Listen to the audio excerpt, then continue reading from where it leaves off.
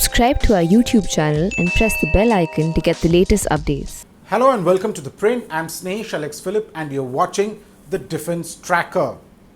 Today, that is 15th of June 2021, marks the 1 year since the deadly Galwan clash. While the focus all this while has been on the army, its deployment of both men and equipment, there was one force that was flying below the radar but continued to maintain a strong presence in this current standoff.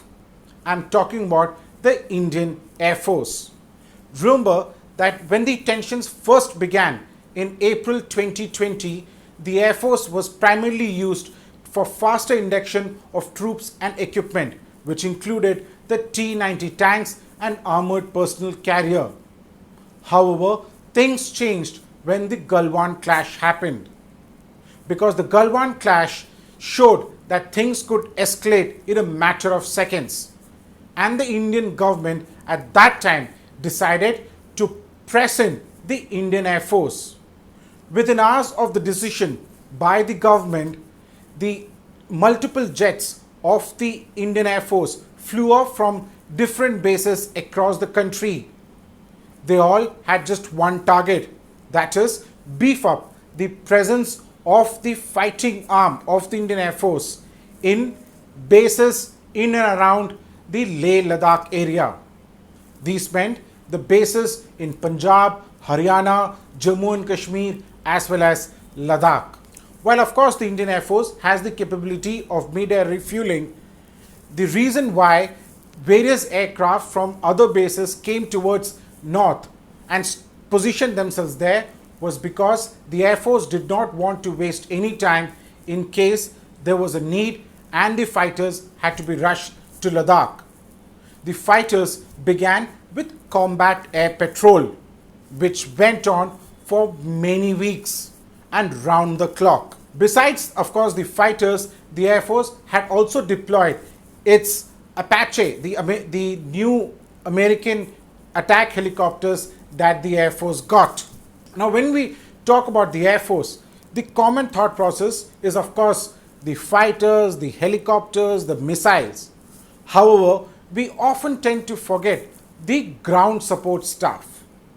Now, while we've heard stories and we've read stories, including what I've done, on the deployment of army troops at forward locations at unimaginable heights and in extreme cold temperatures, the fact is that there were Air Force men also deployed on the ground.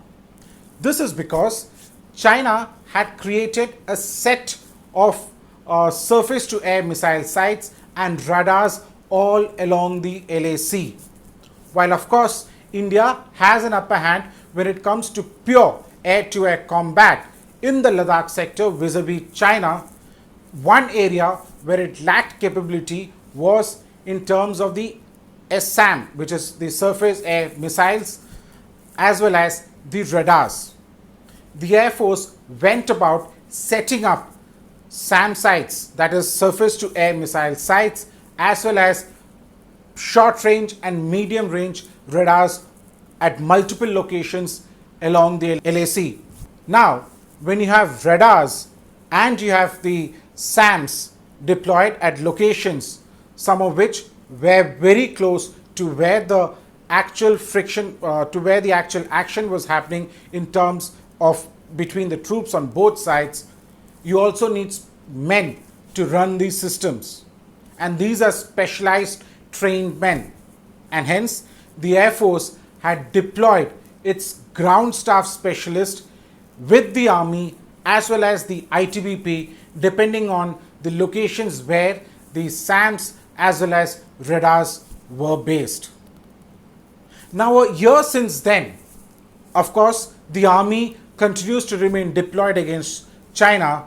The fact is that the Air Force continues to remain operationally deployed against our northern neighbor. This is not just for combat, but also for deterrence capability. For The Print, this is Snesh Alex Philip. Do subscribe to our Print's YouTube channel for more such videos.